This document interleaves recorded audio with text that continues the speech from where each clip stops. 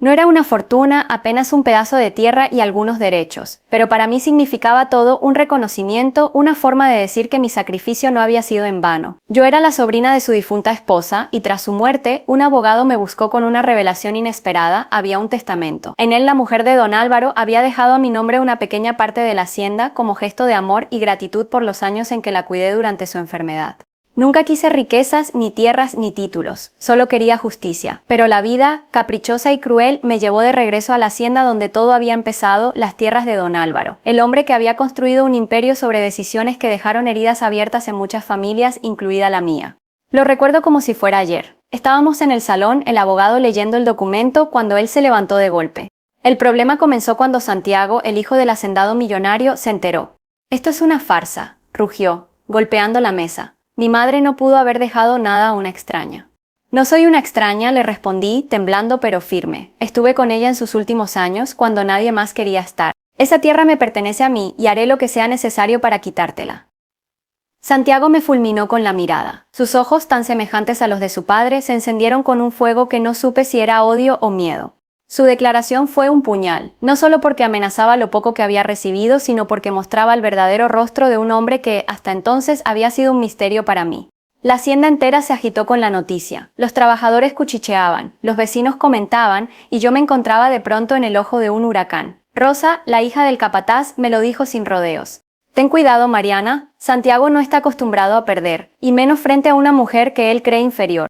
La advertencia me heló la sangre, pero también despertó en mí algo que había permanecido dormido, la determinación de no dejarme pisotear. «¿Por qué no renuncias?», me preguntó, cruzando los brazos. «Te pagaré, si es dinero lo que quieres». Días después, Santiago me enfrentó de nuevo, esta vez en el establo, donde el olor a paja y a tierra mezclaba la tensión con un aire insoportable. Lo miré a los ojos, conteniendo la rabia. «¿Dignidad?», rió con desprecio. «No tienes idea de lo que significa llevar este apellido, de lo que implica sostener esta hacienda. No puedes cargar con eso. No se trata de dinero, se trata de dignidad». Su rostro se endureció. Dio un paso hacia mí, tan cerca que pude sentir el calor de su respiración. «No necesito tu apellido», le respondí. «Solo necesito que respetes lo que tu madre decidió. No voy a permitir que una muchacha cualquiera me robe lo que es mío». Esa fue la primera vez que vi en Santiago no solo al hijo del hacendado millonario, sino al hombre capaz de todo por defender lo que consideraba suyo. No era un simple rechazo, era una declaración de guerra. «Entonces tendrás que pelear». Me temblaban las piernas, pero no retrocedí. La guerra no empezó con gritos, sino con silencios, con puertas que se cerraban apenas me acercaba, con cuentas que misteriosamente no cuadraban, con miradas que raspaban la piel más que cualquier insulto. Santiago no volvió a levantar la voz, no lo necesitó. Desde su oficina, con la vista al patio central, empezó a mover piezas como si la hacienda fuera un tablero de ajedrez, y yo la única ficha que sobraba. Y en el fondo yo sabía que aquella guerra no se limitaría a papeles legales ni discusiones familiares. Se avecinaba algo peor, mucho peor. «Tranquila», susurró Rosa al verme pálida. «Esto huele a trampa». La primera jugada fue contable. Un lunes, el administrador me avisó que habían encontrado atrasos en los impuestos de la fracción que me correspondía en el testamento. Yo no entendía esa tierra, aún ni siquiera estaba a mi nombre en los registros locales. Aún así, me citaron para aclaraciones. «No tengo nada que ocultar», respondí, más para convencerme a mí misma. En la sala de juntas, Santiago me esperó impecable, camisa blanca remangada, muñeca con reloj caro y ese aire de quien decide destinos sin sudar. El administrador leía papeles que él le alcanzaba con precisión de cirujano. «Aquí dice que hubo uso irregular de maquinaria en tu parcela», anunció el hombre, evitando mirarme a los ojos. «Combustible cargado a cuenta general, herramientas prestadas sin retorno». «¿Herramientas?», me salió una risa incrédula. «Yo aún ni siquiera tengo alambrado. ¿Qué herramientas iba a usar?» «Estamos dispuestos a perdonar la deuda», dijo con una calma que me heló. «A cambio renuncias al derecho que te dejó mi madre». El mundo se quedó en silencio un segundo largo. Allí estaba la tentación disfrazada de ayuda. Santiago apoyó los codos en la mesa. Se inclinó apenas, como un halcón midiendo el salto. «Investigar cuesta tiempo, y tiempo es dinero».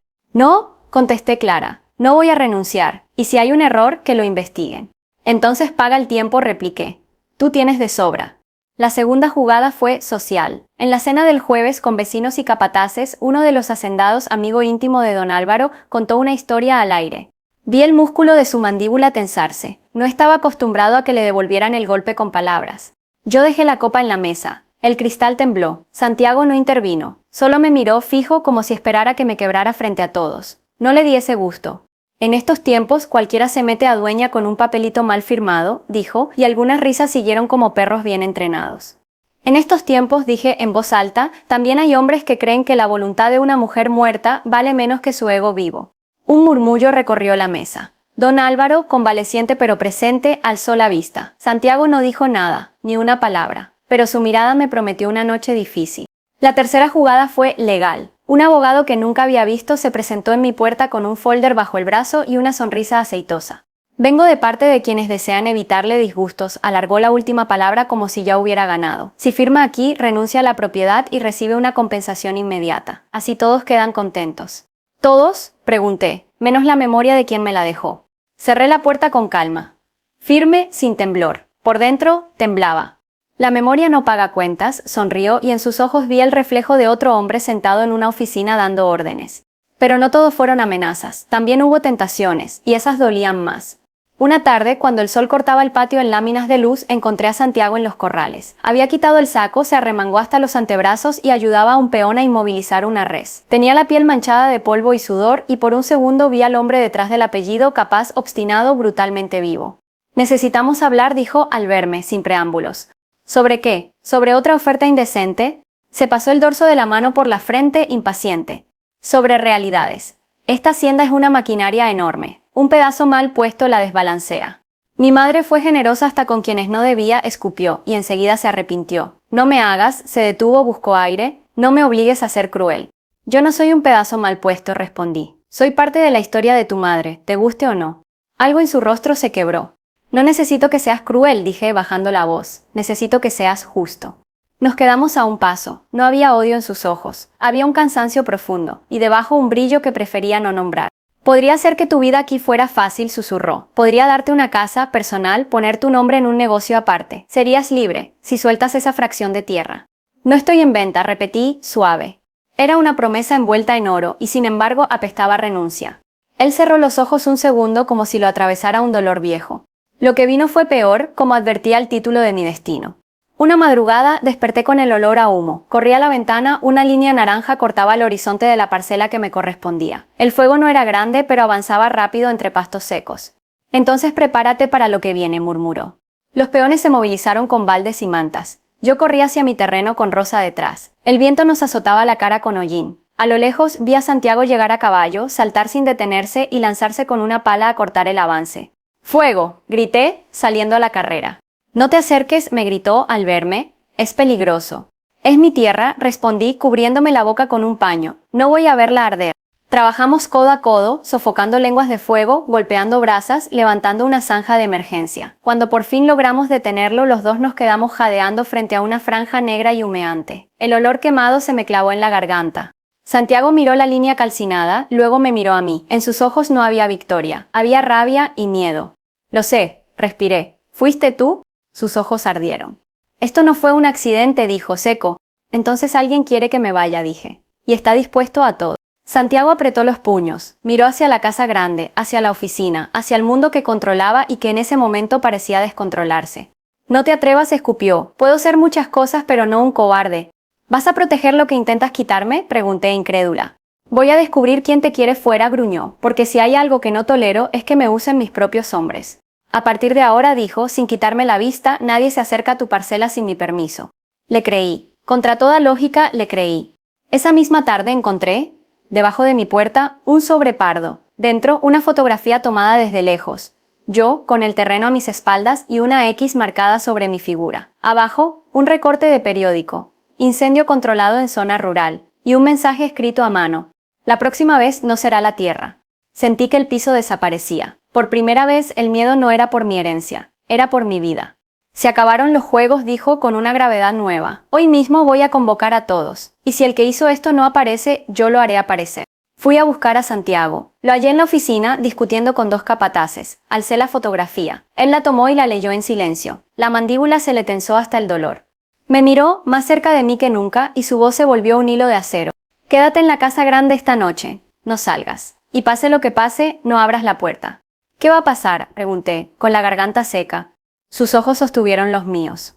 Y supe en ese instante que lo peor aún no había empezado.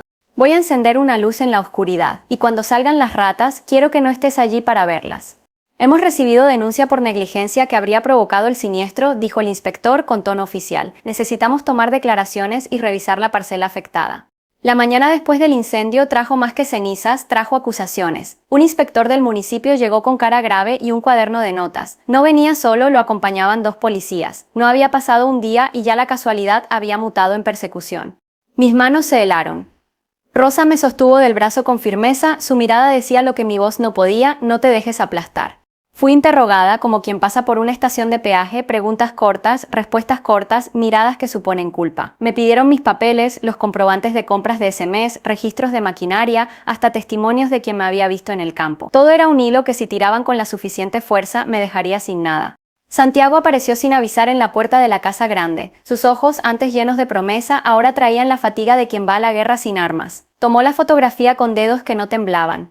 Esa misma tarde circuló una fotografía difundida por un periódico local que me mostraba a distancia junto al alambrado de mi parcela, con una figura borrosa detrás. El pie de foto insinuaba posibilidad, presunta negligencia de propietaria incógnita. La gente murmuraba desde sus veredas. Algunos miraban con compasión, otros con algo más frío, satisfacción. Él me miró largo rato y no pude decir si me creía completamente o si su fe era una cuerda estirada por el viento. Luego, sin palabras, llamó al administrador y ordenó que revisaran los registros de acceso nocturno y las cámaras de la hacienda. La prensa, contesté. Alguien la plantó. No estuve allí en la noche del incendio. ¿Qué demonios es esto?, preguntó.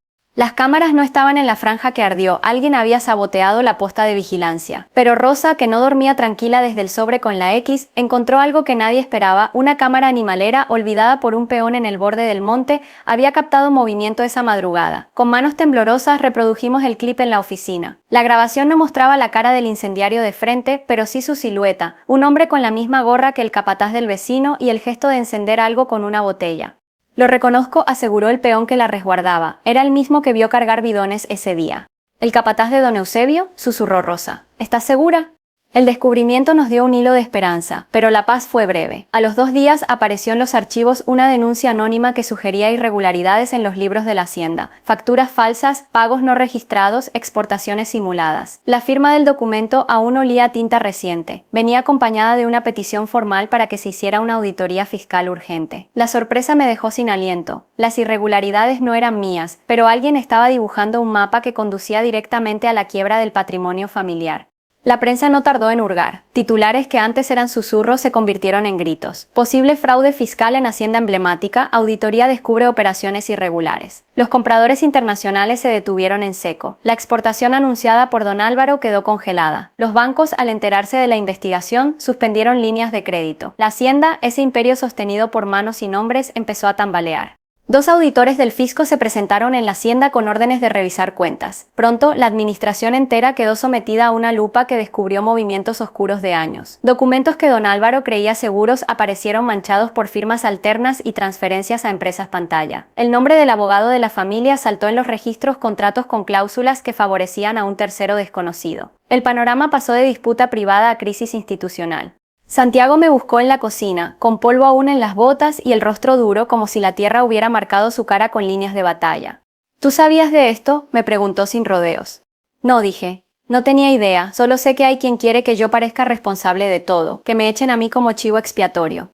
Él me observó como si buscara huellas en mis manos. Luego apretó los puños y dejó salir un aire que parecía arrancado desde muy adentro. Su promesa sonó poderosa y contra mi instinto quise creer. Durante un par de días, Santiago y yo fuimos un frente, él con su autoridad, yo con mi determinación. Revoqueamos oficinas, confrontamos proveedores, exigimos explicaciones. Aparecieron nombres: un corredor de exportaciones que trabajaba con el vecino, una firma que operaba desde la ciudad donde se facturaban animales que nunca salieron. Cada pista habría otra más siniestra. Voy a limpiar esto, prometió. Haré auditar cada contrato, cada factura. Si hay culpables, caerán. Y el que plantó la foto, lo encontraremos. Pero la verdad, esa que parecía lejos y débil como un farol en la niebla, dio un giro inesperado. Una auditoría más profunda, solicitada por un fiscal al que no podíamos contener, halló algo peor que cuentas frías. Pruebas de lavado de dinero vinculadas a una red que usaba haciendas de la región para maquillar capitales ilícitos. Y lo más grave, entre los beneficiarios aparecía, manchada por intermediarios, una cuenta asociada a la familia del vecino que había criticado mi testamento desde el inicio.